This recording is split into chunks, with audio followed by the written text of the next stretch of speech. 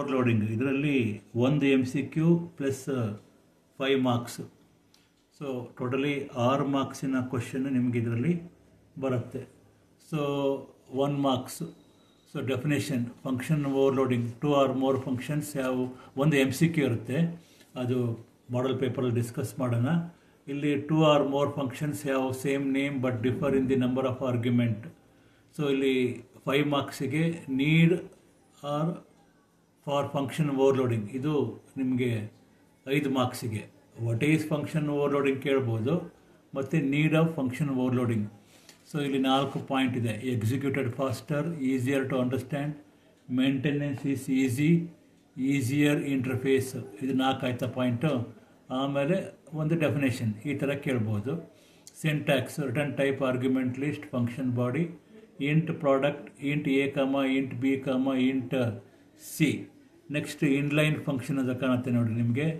So inline function ಸಹ ಇದು 5 ಮಾರ್ಕ್ಸಿಗೆ ಕೇಳ್ಬೋದು. Defined within the keyword inline, defined before all functions that call it. ಅಡ್ವಾಂಟೇಜಸನ್ನು ಕೇಳ್ತಾನೆ. Compact, size is reduced, speed, efficient, ರೀಡಬಿಲಿಟಿ.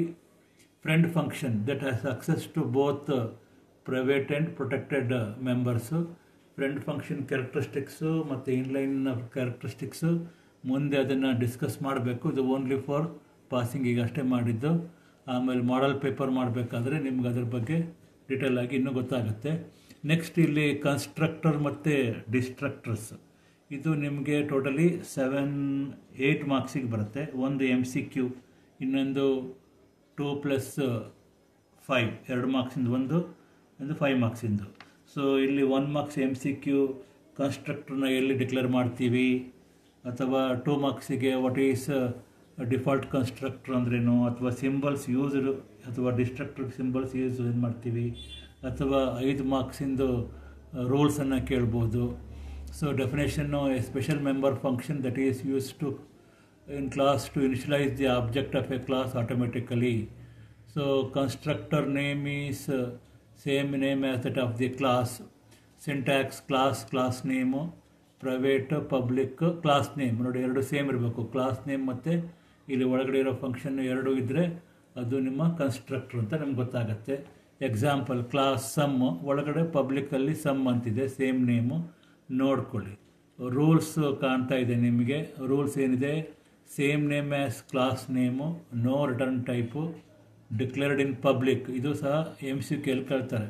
So constructor should be declared in public.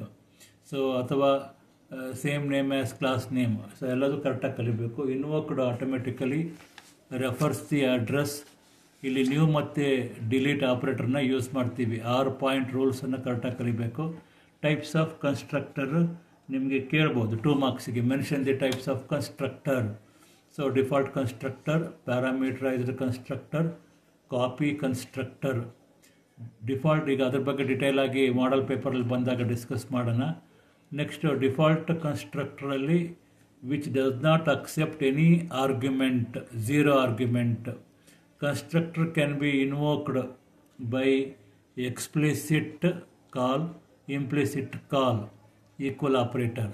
Destructor ಅಂದರೆ ಇದು ಎಲ್ಲ 1 ಮಾರ್ಕ್ಸಿಗೆ ಕೇಳ್ಬೋದು. A special member function that will be executed automatically when object is destroyed.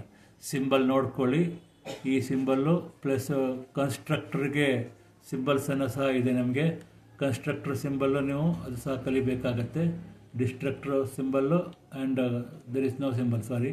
So here you have to remember the symbol for destructor ಸಿಂಬಲ್ಸನ್ನು ಸರಿಯಾಗಿ ನೋಡ್ಕೊಳ್ಳಿ, ಲಾಸ್ಟಿಗಿದೆ. So next ನಿಮಗೆ ಇನ್ಹೆರಿಟೆನ್ಸ್ ಬಗ್ಗೆ ಹೇಳ್ತೀನಿ.